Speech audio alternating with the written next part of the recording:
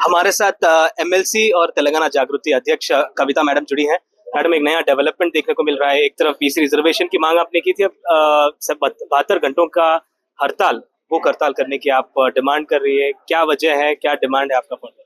देखिए, हम लगातार पिछले 2-3 सालों से ही ओबीसी आरक्षण का मुद्दे के लिए लड़ रहे थे और कांग्रेस गवर्नमेंट ने इलेक्शन के टाइम पे 42% ओबीसी आरक्षण देने का वादा किया है।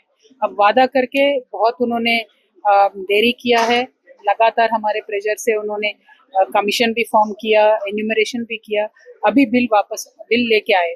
ये बिल पारित हुआ है, राष्ट्रपति जी के पास है और राष्ट्रपति जी के पास 3-4 महीने से पेंडिंग है। लेकिन हमारी तेलंगाना कांग्रेस सरकार ना तो सुप्रीम कोर्ट की मदद लेती है, ना तो ऑल पार्टी डेलीगेशन ले जाती है, ना ही बीजेपी के ऊपर किसी भी तरीके का प्रेशर नहीं बढ़ाती है। तो हम तेलंगाना के जनता के तरफ से हमने सोचा कि हमें बीजेपी के ऊपर प्रेशर बढ़ाना है और कांग्रेस के ऊपर भी प्रेशर बढ़ाना है, क्योंकि एक तरफ से हाईकोर्ट में ऑर्डर आया है कि सितंबर 30 से पहले लोकल बॉडी इलेक्शंस को खत्म करना है। तो ये लोकल बॉडी इलेक्शन का बहाना बताते हुए ये आरक्षण को स्किप करने का जो प्लान कर रहे हैं, इसके ऊपर दबाव लाने के लिए मैंने डिसाइड किया है कि अगस्त 4, 5, 6 को भूख हड़ताल पे बैठेंगे, ना खाना खाएंगे, ना पानी पिएंगे, जिद एक ही पकड़ेंगे, बीसी बिल लाएंगे। कांग्रेस सरकार ने हालांकि एक ऑर्डिनेंस पास करने की बात की, कैबिनेट डिसीजन भी लिया है 42% आरक्षण को लेकर, लेकिन आपका डिमांड जो है केंद्र सरकार से है, राज्य सरकार से है। क्या आपको लगता है कि इस बैकवर्ड क्लासेस की जो लड़ाई है, इसमें आप कामयाब होगी? अब ये जो लोकल बॉडी इलेक्शन है, इसमें इम्प्लीमेंटेशन, क्या ये मेन आपका मुद्दा है? जी, लोकल बॉडी में इम्प्लीमेंट होना बहुत ही जरूरी है। बहुत ही दिनों से, बहुत ही डिकेड से लगातार ओबीसी वेट कर रहे हैं इस डेवलपमेंट के लिए। तमिलनाडु को हम लेते हैं एक मॉडल स्टेट के तरफ से। वहां पे भी जब ऐसा सिचुएशन आया था, 9 साल तक लगातार लोकल बॉडी इलेक्शन नहीं हुआ था, लेकिन उसके बाद ओबीसी को अपना आरक्षण का हक मिला है। तो यहाँ पे भी वही मॉडल फॉलो करेंगे।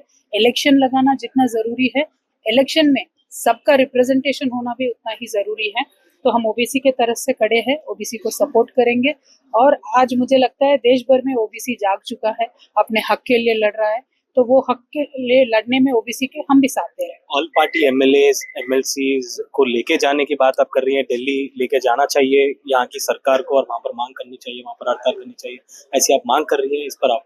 देखिए, तेलंगाना के चीफ मिनिस्टर रेवंत रेड्डी साहब ने जब ये बिल असेंबली में पारित हो रहा था, उस समय उन्होंने वादा किया था कि हम ऑल पार्टी डेलीगेशन लेके जाएंगे, केंद्र सरकार के ऊपर दबाव डालेंगे और ओबीसी आरक्षण बिल पारित करवाएंगे। लेकिन वो वादा वो भूल गए, ऑल पार्टी डेलीगेशन नहीं ले जा रहे।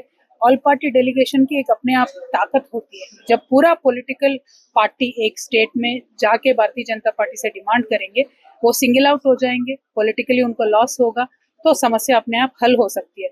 लेकिन ये चीफ मिनिस्टर साहब उनको प्रोटेक्ट कर रहे हैं, क्योंकि मोदी जी को ये बड़े भाई बुलाते हैं, इनके भाई के रिश्ते हैं। तो हम यही डिमांड करते हैं हमारे चीफ मिनिस्टर से, आप मोदी जी को बचाते बचाते हमारे तेलंगाना ओबीसी को मत डुबाइए। उनका जो साथ आपने देने का वादा किया था, आप उनका साथ दीजिए पूरा। जो बिल राष्ट्रपति जी के पास अटका हुआ है, उसके लिए आप सुप्रीम कोर्ट से मदद लीजिए। जो गवर्नर जी ने ऑर्डिनेंस रोक के रखा है, उस मामले में भी आप सुप्रीम कोर्ट का मदद लीजिए और अल्टीमेटली तेलंगाना ओबीसी का भला कीजिए। मैडम, देश के सांसद में एक मुद्दा चल रहा है, पहलगाम को लेकर डिस्कशन हो रहा है, कई सारे एमपीज इस पर बहस कर रहे हैं। आपकी पार्टी की तरफ से इसको लेकर केंद्र सरकार को क्या रहेगा? कौन सा मुद्दा? पहलगाम का जो ऑपरेशन सिंदूर को लेकर जो सवाल खड़े कर रही है ऑपोजिशन, अभी उसको लेकर आपकी पार्टी की तरफ से क्या? देखिए, जो भी सरकार होने दीजिए, या तो केंद्र सरकार या तो यहाँ का सरकार, transparency is very important in democracy. चाहे वो पहलगाम का अटैक होने दीजिए, चाहे यहाँ ओबीसी का एन्यूमरेशन का डेटा होने दीजिए, ट्रांसपेरेंट तरीका से सरकार को अपनी बात लोगों को समझाना जरूरी है। तो हम डेफिनेटली बीआरएस पार्टी की तरफ से मुझे लगता है सपोर्ट ही कर रहे हैं। ज्यादा मुझे इस समय में जानकारी नहीं है, लेकिन सपोर्ट करने वाली बात है। Thank you. धन्यवाद मैडम, बातचीत करने के लिए। तो ये थे एमएलसी कविता मैडम। कैमरा पर्सन कृष्णा के साथ अब्दुल बशीर है।